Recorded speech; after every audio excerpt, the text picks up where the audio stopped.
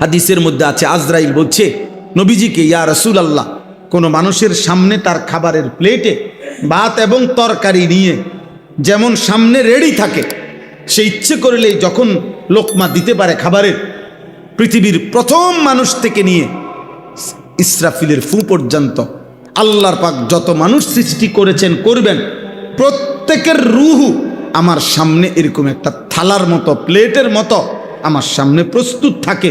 আল্লাহ যখনই হুকুম দেয় আমি তাকে খাবারের লোকমার মতো তুলে নিয়ে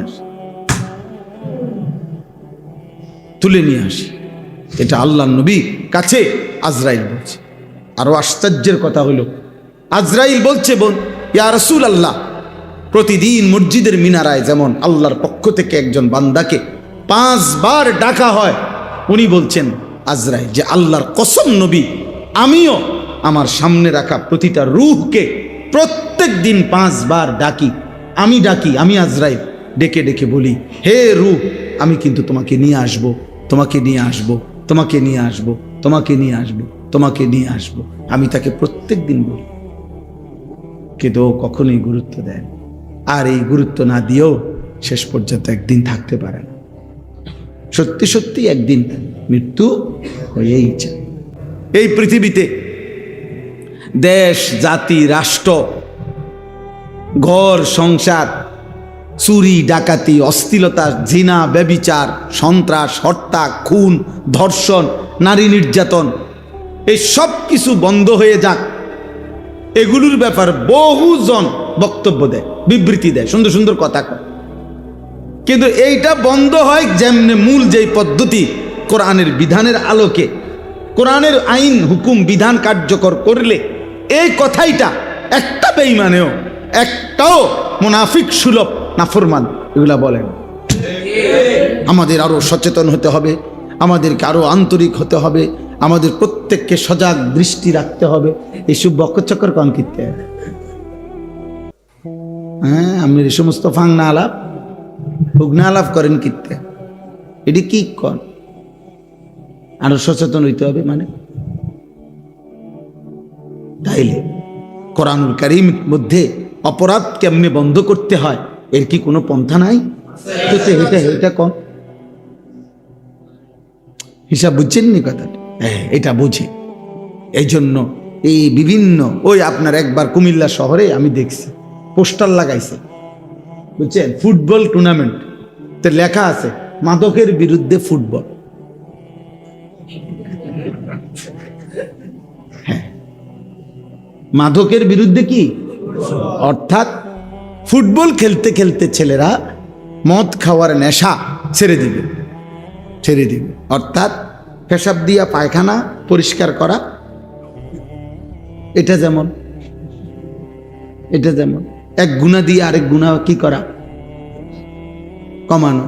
অথচ আপনার পৃথিবীতে এই ব্রাজিল যখন বিশ্বকাপ ফুটবল আয়োজন করছিল, ব্রাজিল রাষ্ট্র হিসাবে ছোট, দুর্বল, এতটা ইউরোপের মতো এতটা সম্পদশালী না, তখন ওইখানে আপনার বলছিল সরকারিভাবে বাজেট দিছিল যে কিভাবে এই ব্যয়ভার তারা উঠাবে, খরচটা। তো এখানে যে হিসাব দিছিল, হিসাবের মধ্যে এটা একটা হিসাব যে মোট মদ যা বিক্রি হবে এর দ্বারা সারা পৃথিবীর মানুষ আসবে খেলা দেখতে, এটার একটা আয়। যে পরিমাণ নারী এখানে জিনার ব্যভিচার করবে ওদের দ্বারা যে ট্যাক্স আদায় হবে ওইটার একটা আয়, পতিতার আয়। এইভাবে হেরা হিসাব মিলাইয়া কি করে বাজেট মিলায়। তাইলে আপনার অসংখ্য এই পৃথিবীতে ফুটবল খেলোয়াড় বারবার এই ডোপ অর্থাৎ মদে আক্রান্ত, টেস্টে পরীক্ষা হইয়া প্রমাণিত হয়ে বাদ পড়ছে যুগে যুগে। তাইলে কি বোঝা গেল? এরকম অনেক আপনার ধর্ষণ, ইভটিজিং এর বিরুদ্ধে সচেতনতা সৃষ্টির জন্য ওপেন কনসার্ট, হ্যাঁ, বাংলাদেশে অনেক হয়েছে। ওপেন কনসার্ট, স্টেডিয়াম মাঠে ওপেন কনসার্ট হবে, ঢাকা থেকে শিল্পীরা আসবে, গাইয়া নাচ্চা তারা বাদ্য, গিটার, হারমোনিয়ামের তালে তারা মানুষকে বুঝাবে ধর্ষণ করবেন না, ইফটিজিং করবেন না। আর এটা দেখবে কে? দেখবে হলো ছেলে মেয়ে একসাথে, এখানে নাচবে, পরে ঠিক হয়ে যাবে। আহা, হায় হায় মানুষের বিবেক। এই হলো অসভ্যতা। তাহলে এই জন্য বললাম যে মূল বিষয়টা হলো এটা, আখেরাত মেনে নিলে, পরকাল মেনে নিলে আমরা কোথায় আটকায় আছি? আমি তো প্রায় বলি ওয়াজে, একজন ইমাম সাহেব 10,000 টাকা, 8,000 টাকা, 12,000 টাকা বেতন, সংসারের কি পরিমাণ টানা হেসরা, কত দিক থেকে যে অভাবে পড়ে থাকে, কষ্টে বাচ্চা কাচ্চা লইয়া চলতে পারে না। তো এই লোকটা কি ইচ্ছা করলে পৃথিবীর কোনো কাজ করতে পারবে না? ওই বোঝে না, সে সিএনজি চালাইলেও ডেইলি 1,000 টাকা থাকে, তো কি এটা বোঝে না? তাইলে সিএনজি চালাইতে হইলেও কি কুমিল্লা ভিক্টোরিয়া কলেজ থেকে পাস করতে হইব? অটো চালাইতে হইলে তো তাইলে হে বোঝে না এটা? এইটা বোঝে না যে 1 লাখ টাকা সুদে লাগাইলে কোনো রকম, হ্যাঁ, আস্তে আস্তে এরপরে 10,000 করে সুদ আইব, এটা বোঝে না? এটা লাগে কি ডিগ্রি লাগে? লুঙ্গি বিন্দুন না সুদকুর নাই, মূর্খ সুদকুর নাই, তো হাতি দিয়ে আরো দুনিয়া পুরোটা গ্যারাম জ্বালাইয়া কইলা কইলা করে লাইছে সুদ করে। তাহলে ওই কেমনে সুদ খায়? ওই আখিরাত ভুলে গেছে। তাহলে এই জন্য প্রত্যেকটা দিনদার, মুত্তাকি, পরহেজগার, ইমাম বলেন, হুজুর বলেন, পাবলিকের মধ্যেও তারা যারাই কলিজার মধ্যে আখিরাত বুঝছে, বুঝছে এটা করা যাবে না, এটা করা যাবে, কেউ না জানলেও আল্লাহ তাআলা থেকে আড়াল করা যাবে না, এই কথাইটাই। তো এই জন্য এখানে তো একটা আয়াত বললাম, মক্কার কুরাইশরা প্রতিনিয়ত নবীজিকে বলতো, ওয়াদারাবা লানা মাসালান ওয়া নাসিয়া খালকা ক্বালা মান ইউহয়িল ইযামা ওয়া হিয়া রামীম। প্রতিনিয়ত বলতো মক্কার কাফের যে মুহাম্মদ আখিরাত হবে না, আল্লাহ করতে পারবে না। ফাকালাল কাফিরুনা হাদা শাইউন আজীব। কাফেররা বলতো এটা একটা আশ্চর্য বিষয়, আইদা মিথনা ওয়া কুন্না তুরাবান ওয়া ইযামান, কেমনে করবে আল্লাহ? মাটি হয়ে যাব, মাটির সাথে মিশে যাব আমরা, আমাদেরকে ফেরত আনবে কিভাবে আল্লাহ? এগুলো অসম্ভব। না না, তাদের কলজাটা যদি ছিঁড়ে চাইতো, হেতে বুঝে আল্লাহ পারবে আসলে, কিন্তু আমি এটা কখন যেত না, এটা বলা যাবে না, বলা যাবে না। প্রত্যেকটা মুনাফিক, প্রত্যেকটা দুনিয়া লুভি মুসলিম পরিচয়ধারী মানুষগুলো জানে আল্লাহর কোরআনের এক একটা হুকুম কার্যকর হলে এই সমাজের মধ্যে অন্যায়, অপরাধ, অস্থিরতা জিরুতে চলে আসবে, কিন্তু বলবে না। হাজার হাজার মিটিং টিটিং, আপনার সব কিছু হয়। আপনার একবার মনে করেন বরাদ্দ নিয়া আপনার পুকুর কাটার, আমরা ছোটবেলায় পড়ছি আর বইতে যে পুকুর কাটার বরাদ্দ নিছে, পুকুর চুরি, এটা একটা প্রবাদ আছে। তো অর্থ হইল বরাদ্দ নিছে পুকুর কাটবে এখানে, এখন পুকুর কাটে নাই, তো এখন বরাদ্দ খাইয়া লাইছে পুরানা, কথা বুঝছেন? আবার তদন্তে অভিযোগে কাগজ পাঠাইছে যে আপনি যে পুকুর কাটছেন এই কাগজপত্র, এগুলার বিল যতগুলা বাউচার এগুলা পাঠান। তখন সে আবার বিল পাঠাইছে, বাউচার পাঠাইছে, পুকুর কাটছিলাম। পরবর্তীতে জনগণ এই পরিমাণ আন্দোলন করছে যে জনগণের বাচ্চা কাচ্চা এখানে পড়া যায়, ক্ষতিগ্রস্ত হইতেছে, তাদের চাপে পড়ে আবার ওই পুকুর ফুরাই লাইতে হইছে। এখন এই বিলটা আমার বাকি, যেটা পুরাইছি যে দ্বিতীয়বারে, এখানের প্রায় আমি 10 লক্ষ টাকা বাকি, আমার এই টাকাটা দয়া করে যথাযথ কর্তৃপক্ষের দৃষ্টি আকর্ষণ করছি, আমার টাকাটা দিয়ে দিলে ভালো। বুঝেন নাই? আগেরটাও খাইয়া লাইছে, এখন আরেকটাও সমপরিমাণ চাচ্ছে। বিষয়টা কি? আখিরাত নাই, কোন হিসাবটা নাই। আল্লাহ তাআলা বলেন, এবার জবাব দিচ্ছেন, কুল, হে নবী আপনি এই বেঈমানদের কথার জবাবে বলেন, ইয়াতাওয়াফাকুম মালাকুল মাউতিল্লাযী ওয়াক্কিলা বিকুম, তোমাদের প্রত্যেকে মনে রাখবা আমি আল্লাহর পক্ষ থেকে নির্ধারিত ফেরেশতা মালাকুল মউত আজরাইল তোমাদের প্রত্যেকের জান কবজ করবে, তোমাদের জান কবজ করবে, প্রাণ হরণ করবে, তোমাদেরকে মৃত্যুর স্বাদ আস্বাদন করাবে। সুম্মা ইলা রাব্বিকুম তুরজাউন। হায় বান্দা, এটা সত্যি সত্যি মনে রেখো, মানো কিংবা না মানো, হাসো আর কাঁদো, হালাল করো আর হারাম করো, গোলামি করো আর নাফরমানি করো, সকলেই আল্লাহর কাছেই ফিরতে হবে, আল্লাহর কাছেই ফিরতে হবে। অতএব আল্লাহ প্রথম জবাব দিছেন, হে নাফরমান, তুমি ইচ্ছা করলো যদি সত্যিকারও না বুঝে থাকো তাইলেও বলছি, আর যদি বুঝেও না বুঝার ভান করে থাকো তবুও বলছি মৃত্যু হবে। কথা বোঝেন না? কেউ লোক যদি বুঝে মৃত্যু হবে তবুও মৃত্যু হবে, কেউ যদি বলে যে না আমি কোনোভাবেই মানি না মৃত্যু হবে, যেটা মানিয়ে না, তো তার আর মৃত্যু হইতো না। তার মানে বুঝো যদি বলো, না বুঝার ভান করো, আর যদি বাস্তবিকও না বুঝো তো সবাই শোনো, মৃত্যু আসবে। প্রথম কথা, মৃত্যু আসবে। আল্লাহ বলেন আমি একজন নির্ধারিত ফেরেশতা, মালাকুল মউত। এই যে শব্দ, এটা আমরা মালাকুল মউত কই না, এই শব্দ কোরআনের শব্দ। কুল ইয়াতাওয়াফাকুম মালাকুল মউত, মালাকুল মউত আসবে, মৃত্যু দেবে।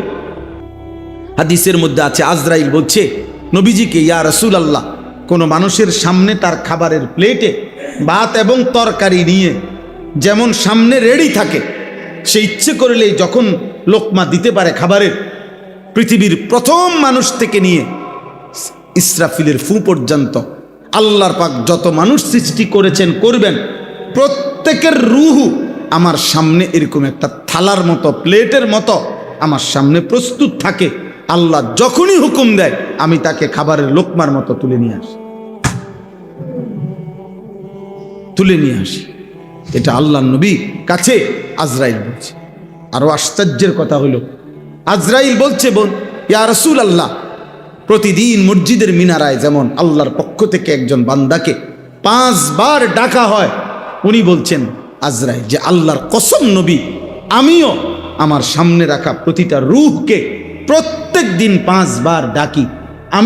আমি আজরাইল ডেকে ডেকে বলি, হে রূহ, আমি কিন্তু তোমাকে নিয়ে আসবো, তোমাকে নিয়ে আসবো, তোমাকে নিয়ে আসবো, তোমাকে নিয়ে আসবো, তোমাকে নিয়ে আসবো। আমি তাকে প্রত্যেক দিন বলি, কিন্তু কখনোই গুরুত্ব দেয় না।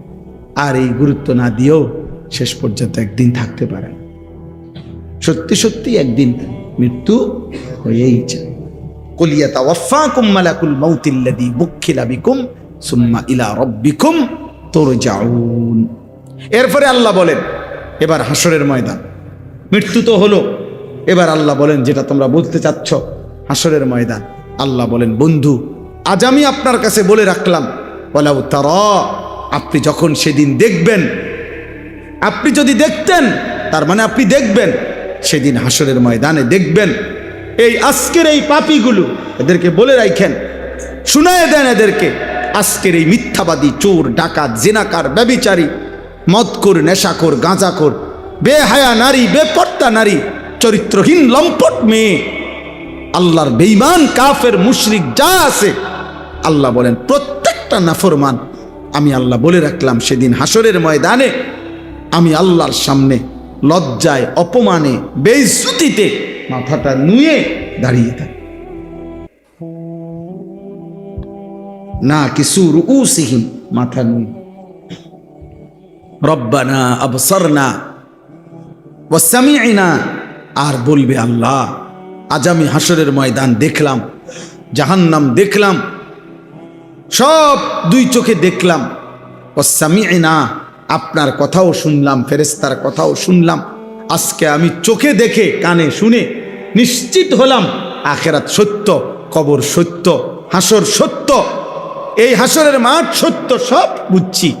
অতএব ফারজি'না না'মাল সালিহান ইন্না মুকিনুন, আজকে যেহেতু পূর্ণ বিশ্বাস করেছি, অতএব আল্লাহ আমাকে এখন এই হাসরের মাঠ থেকে একটু কষ্ট করে আরেকবার দুনিয়ায় ফেরত পাঠান। আমি এবার গেলে আমি নেক আমল করব, কারণ এবার তো আমি চোখে দেখে গেছি, আমি এবার আর সংবং করতাম, এবার আর আমি উল্টা পাল্টা করব। কি সুন্দর আলাপ, আলাপের ডং বুঝিনি, আলাপের তাল বুঝছে। এই জন্য ভাই, একটা ছেলেকেও বলি, প্রিয় ছেলে মনে রাখো, তোমাদেরকেও বলি ভাই, আল্লাহর কসম, প্রতি ওয়াক্ত নামাজ তোমার মনে পড়বে আর পড়তে মন চাইবে, সেদিন আল্লাহর কাছে বলবে, আল্লাহ একটা সেজদা দিতে দেন, আজ এই হাসরের ময়দানে একটা সেজদা দিতে দেন, একটা সুযোগ দেন, একটা সেজদা আপনারে দেই। আল্লাহ বলবেন, ওয়ালাউ শি'না লাআতাইনা কুল্লা নাফসিন হুদাহা। এই নাফরমান, আমি তো চাইলে দুনিয়াতেই পারতাম প্রত্যেককে আমার আনুগত্যের উপরে রাখতে, আমি পারতাম। এটা আমার পক্ষে এটা সম্ভব। সম্ভব? কথা বলে না কেন? সম্ভব। আল্লাহ বলেন, আমি তো প্রত্যেকটা সৃষ্টি মাখলুক মানুষকে আমার সেজদা দেওয়াইতে পারি। আমার সেই সক্ষমতা আছে। আমি আল্লাহ তো দুর্বল না। আমি তো আলা কুল্লি শাইইন কাদির। গোটা কায়নাত তো আমার। রোদ আমার, বৃষ্টি আমার, সূর্য আমার, চাঁদ আমার, আলো আমার, অন্ধকার আমার, বাতাস আমার, অক্সিজেন আমার, হৃদয় স্পন্দন আমার, খাবারের লোকমা আমার, পানি আমার, সবই আমার। আমি তো পারি, আমি পারতাম। কিন্তু চিন্তা করেন তো, যদি আল্লাহ বাধ্য করে আমাদেরকে দিয়ে সেজদাই দেওয়াইতেন, তাইলে পুরস্কারে কি, পরীক্ষায় কি, জান্নাত জাহান্নাম কি? আর বুঝেন নাই? তাহলে আর হিসাব কি, বিচার কি, হাসরের মাঠ কিত্ত? এটা তো আল্লাহ বাধ্য করাইই আমাকে সেজদা করাইছেই অটোমেটিক। তাহলে এখানে আলাদা পুরস্কার কি? এখন আপনি এই লাইট, তাকে বলেন যে তুমি সন্ধ্যা থেকে যেহেতু জ্বলেছ, তোমার এই মহান অবদানের জন্য তোমাকে 10টা টাকা দিলাম। তো এই লাইট এটা কেমন নিব? এটা পুরস্কার। এটা তো আপনার আমার হাতের বাধ্য। আমি তাকে না বন্ধ করিলে, অথবা ইলেকট্রিসিটি না গেলে তার বাপেরও তো ক্ষমতা নাই, সে নিজে বন্ধ হবে। তাহলে আল্লাহ বলেন, আমি চাইলে তো এমন করতে পারতাম, আমি আনুগত্য নিতে পারতাম, সেজদা দেওয়াইতে পারতাম। কিন্তু তখন তো আর হাসরের ময়দানও লাগতো না, বিচারও লাগতো না, পুরস্কার আর শাস্তির আলাদা পার্থক্য দরকার ছিল না। কিন্তু আমি যে সিদ্ধান্ত নিছি, ওয়ালাকিন হাক্কাল কাউলু মিন্নি, কিন্তু নাফরমান বান্দা, আমি সিদ্ধান্ত নিছি, আমার ফায়সালা করে ফেলছি, আজকে এই হাসরের ময়দান লাআমলা আন্না জাহান্নামা মিনাল জিন্নাতি ওয়ান নাসি আজমাইন, আমি আল্লাহ তোর মতো নিকৃষ্ট নাফরমানের কোটি কোটি পাপী মানুষ এবং জিন দিয়ে আজ আমি আমার জাহান্নাম পূর্ণ করব। আজ আমি ছাড়ব না বান্দা। আজ মাফ করার দিন না, আজ বিচার করার দিন। দুনিয়া আমি মাফ করব বলেছিলাম, আমি কত হাজারবার বলছি, কত লক্ষবার বলছি, আমি 90 বছরের গুনাহ মাফ করে দেব, পাহাড় পরিমাণ গুনাহ মাফ করে দেব। কিন্তু তুমি তো আমার পাত্তা দাও না। আমি তো বলছি, বান্দা ফিরে আসো, তওবা করো, তওবা করো, তওবা করো, তওবা করো, গুনাহ ছাড়ো, গুনাহ ছাড়ো, গুনাহ ছাড়ো, বন্দেগী করো, সেজদা করো। কত ইমাম, কত খতিব, কত মুয়াজ্জিন, কত আলেম, কত পীর, কত মাশায়েখ, কত বাবা, কত দাদা, কত নেককার মানুষ বলছে, বান্দা তুমি তো পাত্তাই দিলাম। আজ তো মাফ করার দিন না, আজ তো হিসাবের দিন, আজ তো বিচারের দিন। অতএব আজ হাসরের ময়দানে মাথা যতই নোয়াও না কেন, আর দুনিয়ায় যেতে পারবা না। আজ তোমার মতো নাফরমান দিয়ে জাহান্নাম পূর্ণ। ফাযুকু বিমা নাসিতুম লিকা ইয়াউমিকুম হাদা। আল্লাহ বলবেন, হে নাফরমান, সেদিন দুনিয়ায় থাকতে আজকের আখিরাতকে তুমি ভুলে গেছিলা, অতএব জাহান্নামের আযাব ভোগ করো। ইন্না নাসিনাকুম, আজ হাসরের মাঠে আমি আল্লাহ তোমাকে ভুলে গেলাম। সেদিন তুমি আমাকে ভুলে গেছিলা, আজ আমি তোমাকে ভুলে গেলাম। যা যা নাফরমান, তোর আব্বারে তুই ডাক। এখন তোর কোন বাপ আছে, আজ হাসরের ময়দানে ডাক। তোর না অনেক নেতা আছে, কর্মী আছে, দল আছে, তোর না সাফাতি আছে, রামদা আছে, চাইনিজ কুড়াল আছে, তোর না ফুলাইন আছে, ডাক, এগুলারে ডাক। তোর মাস্তান্ডি কই, ডাক। আজ আমি ভুলে গেলাম। অযুকু আযাবাল খুলদি বিমা কুনতুম তা'মালুন। এই শেষ কথা হলো, আল্লাহ বলেন, অতএব তোমার সারা জিন্দেগীর নাফরমানির বিনিময়ে, তোমার পাপের বিনিময়েই আজ তুমি অনন্তকালের আযাব জাহান্নাম ভোগ করো। শেষ কথা। অতএব ভাই বন্ধু, প্রত্যেকের কাছে অনুরোধ, আমি অনুরোধ করছি, দয়া করে কেউ বাড়াবাড়ি করেন। ছেলে বলো, যুবক বলো, তুমিও বুড়া হয়ে যাবে আব্বা। তোমার আগের যারা বুড়া এখন তোমার সামনে, ওনারা যুবক ছিলেন, ওনারা এমন শক্ত সামর্থ্য ছিলেন বাবা। আজ যারা কবরে বৃদ্ধ, তারাও যুবক ছিল। এই বয়স পার না করে তো আর কেউ বৃদ্ধ হয় নাই। অতএব অহংকার না করে বাবা, চাচা, ভাই, আমি, আপনি, পর্দার আড়ালের মা বোন, চলেন সবাই একথা চেষ্টা করি হৃদয়ে যেন আখেরাত বসে। আখেরাত এটা ধীরে ধীরে চেষ্টা করলে সম্ভব।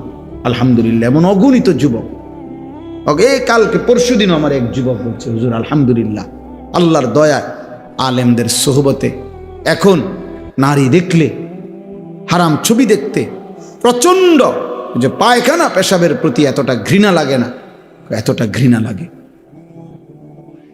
আলহামদুলিল্লাহ।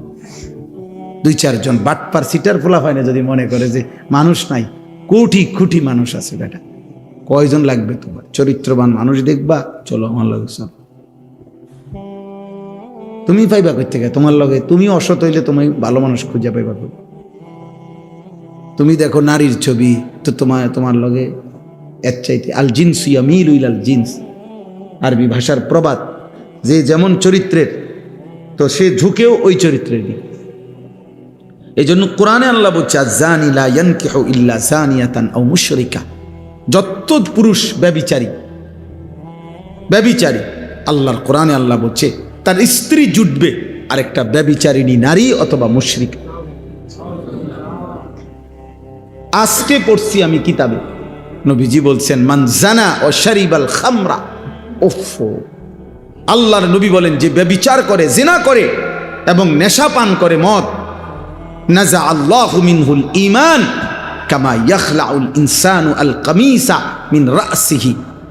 আল্লাহ তাআলা ওই নাফরমান, ওই মদখোর আর জিনা করে ভেতর থেকে ঈমানটা এভাবে বের করে ফেলে, কোন মানুষ তার মাথা দিয়ে তার শরীর থেকে পাঞ্জাবি জামা যেভাবে খুলে ফেলে, মানুষ তার দেহ থেকে জামা যেমন খুলে ফেলে, আল্লাহ রাসূল বলছে কোন জিনাকার নারী পুরুষের হারাম অশ্লীল বেহায়াপনা যে করে এবং মদ নেশা পান করে, আল্লাহর নবী বলছে আল্লাহ এভাবে তার অন্তরের ঈমান বের করে ফেলে। এই জন্য চলো ভাই, একজন বুঝুক, একজনই হোক, কোনো অসুবিধা নেই। কোথাও একজন হবে, কোথাও 10 জন হবে। আল্লাহ তাআলা আমাদের প্রত্যেককে ঈমান, আমল, আখিরাতের ফিকির দান করেন, আজকের এই মজলিস কবুল করেন। এই জন্য প্রত্যেকের এটা উচিত এই কথা চিন্তা করা যে আমার তো আল্লাহর কথা শোনা দরকার, আমার আখিরাত সুন্দর করা দরকার। এই জন্য জনপ্রিয়তার দিকে না তাকিয়ে বরং আল্লাহর কথা শুনবার প্রতি যদি কারো আন্তরিকতা হয়, তাইলে বাস্তবিক অর্থেই জীবনটা সুন্দর। কিন্তু আমাদের এই বেটা কথা বলো না, একদম চুপ।